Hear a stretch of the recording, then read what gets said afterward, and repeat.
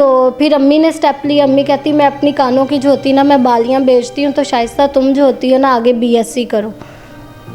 तब मेरे लिए जो था ना वो एक क़यामत का मंज़र था कि मेरी वजह से मेरी माँ के कान जो थे वो खाली हो गए थे।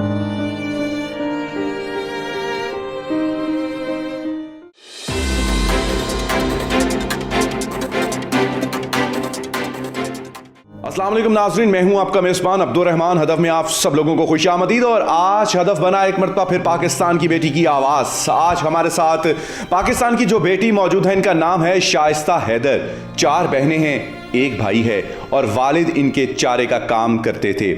इनका ताल्लुक एक ऐसे गाँव से था जिसमें बच्चों को तालीम हासिल करने नहीं दी जाती थी और ख़ास तौर पर बच्चियों को तो घर से ही नहीं निकलने दिया जाता था। इनके वालिद ने जब ये अज़्म बनाया कि ये अपनी बेटियों को पढ़ाएंगे, लिखाएंगे और पाकिस्तान में उनका एक नाम पैदा करेंगे, तो फिर उनको कोई नहीं रोक सका। तमाम रिश्तेदार उनको छोड़ गए और उन्होंने अपने चारे का काम करके भैंसों को चारा जो है वो भैंसों के लिए चारा बनाते थे और वो उसको बेचते थे, उसी से अपने घर का खर्चा चलाते थे और उसी से अपने बच्चों की परवरिश करते थे।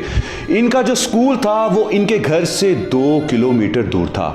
बड़ी ही दिलचस्प बात इस कहानी में ये है कि ये तीनों बहनें उस स्कूल में पैदल चलकर जाया करती थी। सर्दी हो, गर्मी हो, धूप हो, प्यास हो, 2 किलोमीटर दूर चलकर स्कूल में जाना है और 2 किलोमीटर ही वापस आना है। रास्ते में कई कबार ये थक भी जाया करती थी, गिर जाया करती थी। फिर बहनें एक दूसरे को खुद ही हौसला दिया करती थी और फिर ये अपनी मंजिल की जानिब रवां दवा हो जाती थी।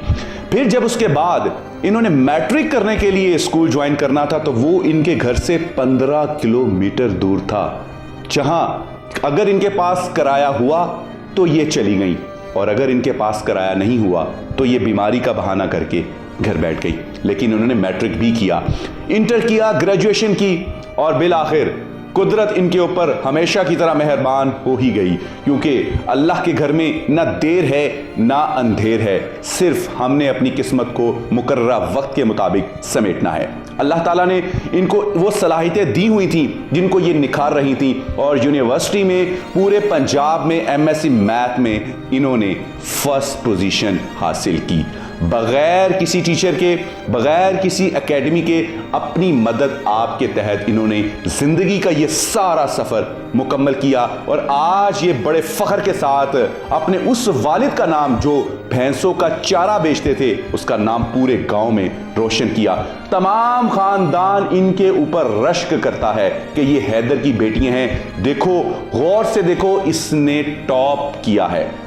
नाज़रीन, हम शाइस्ता से मज़ीद कहानी सुनेंगे इन्हीं की ज़ुबानी, ताकि आपको पता चल सके कि पाकिस्तान की वो तमाम ख़वातीन, वो तमाम लड़कियां जो ज़िंदगी में कुछ करना चाहती हैं वो किसी से भी कम नहीं हैं, सिर्फ आपने एक स्टेप लेना है। आइए सुनते हैं शाइस्ता की कहानी इन्हीं की ज़ुबानी। ये सब कैसे मुमकिन हुआ? सब कुछ जो होता है आज कहना मेरे लिए बहुत आसान है, लेकिन उस टाइम पे करना मेरे लिए बहुत मुश्किल था, क्योंकि मैं ऐसी फैमिली से बिलोंग करती हूँ जहाँ पे जो था हमारे फाइनेंशियली जो थे वो भी हालात वैसे नहीं थे। लेकिन मेरे अब्बू को पढ़ाने का बहुत शौक़ था। उनको ये था कि आज मेरी बेटियाँ पढ़ जाए ताकि कल को जो होता है वो किसी के सामने हाथ ना फैलाएं। दूसरा जो था कुछ मेरा अपना भी अज़म था कि हाँ भी मैंने लाइफ में कुछ बनना है, क्योंकि इर्द गिर्द में अपने चारों तरफ जब देखती थी तो हर कोई जो था औरतों खेतों में काम कर रही होती थी, तो मेरे माइंड में यही था कि मैंने ये चीज़ जो होती है वो नहीं करनी, मैंने अपनी लाइफ में कुछ बनना है। तो चलो माली हालात तो जो थे वो थे, लेकिन ख़ानदान वालों ने बहुत मुखालफत की। उन्होंने कहा कि हाँ भी बेटी है, इसने अगले घर चला जाना है। मेरे अब्बू का नाम हैदर है, वो कहते थे हाँ भी हैदर तो पागल हो गया है, अपनी तियाँ ते इन्वेस्टमेंट कर रहा है, इनको नहीं पढ़ाना चाहिए। लेकिन अब्बू का यही अज़म था कि मैंने पढ़ाना है। तो बस अब्बू ने जब पूरे ख़ानदान से टक्कर ली तो फिर मैंने ये चीज़ का अज़म किया। मैंने कहा अगर मेरा बाप मेरे लिए इस चीज़ का एक पुख्ता इरादा कर सकता है तो फिर मैं क्यों नहीं उस चीज़ को फुलफ़िल कर सकती। मिडल किया, जब मैट्रिक के लिए जाना था तो वो स्कूल उससे भी ज़्यादा दूर था, वो 15 किलोमीटर के फासले पे था। समटाइम हम पैदल भी चारों बहनें चल के जाया करती थी और कभी किराया होता था कभी नहीं होता था। फिर जिस दिन किराया नहीं होता था घर बैठ के पढ़ती थी। और फ्रेंड्स मुझसे पूछती थी कि हाँ भी शाइस्ता आज तुम क्यों नहीं आई थी, तो मैं उन्हें कह देती थी कि हाँ भी आज मेरी तबीयत ठीक नहीं थी। अज़म जो होता है वो पुख्ता होता है तो आप वो चीज़ कर जाते हैं। मैंने उसका सारा इंट्रोडक्शन पढ़ा, मैंने उसकी सारी एग्जाम्पल्स की, जहाँ पे स्टूडेंट्स 2-3 दफ़ा उस क्वेश्चन को करते मैंने 20 से 30 बार, जितनी देर वो मुझे बिल्कुल याद नहीं था हो जाता, बिल्कुल उसकी समझ नहीं थी आ जाती, मैं उस चीज़ को करती रहती थी। तो फिर अम्मी ने स्टेप लिया, अम्मी कहती मैं अपनी कानों की जो होती ना मैं बालियाँ बेचती हूँ, तो शाइस्ता तुम जो होती हो ना आगे BSc करो। तब मेरे लिए जो था ना वो एक क़यामत का मंज़र था कि मेरी वजह से मेरी माँ के कान जो थे वो खाली हो गए थे। तो मैंने ज़िंदगी में फिर इरादा बना लिया, मैंने कहा कि ज़िंदगी में मुश्किल नाम की चीज़ मैंने अपनी ज़िंदगी से निकाल दी थी, हालांकि इतनी स्ट्रगल मैं पीछे देख के आई थी। मैंने कहा अब चाहे BSc का मैथ्स मुश्किल हो, जिस तरह से भी मर्ज़ी हो, मैंने करना है तो मैंने उस चीज़ को करना है। मैं 18 घंटे मैं पढ़ती होती थी और सिर्फ उसकी मैं प्रैक्टिस करती थी, तो अल्हम्दुलिल्लाह मैंने वहाँ से BSc की। तो आपको पता चला कि आप टॉपर हैं, फर्स्ट पोजीशन है, उस वक्त क्या फीलिंग्स थी आपकी? जब मैं रिज़ल्ट का पता करने के लिए गई ना, तो मुझे ये था कि हाँ भी मैं पास हो जाऊंगी।